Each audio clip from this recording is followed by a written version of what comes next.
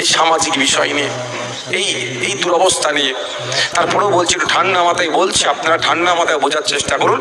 সাপ হয়ে দংশাচ্ছে কে, আর ওজা হয়ে ঝাড়ছে তাকে? এই মৌলানা সাহেব রাতে যখন শুয়েছিল এতটুকু পর্যন্ত সুমাইদা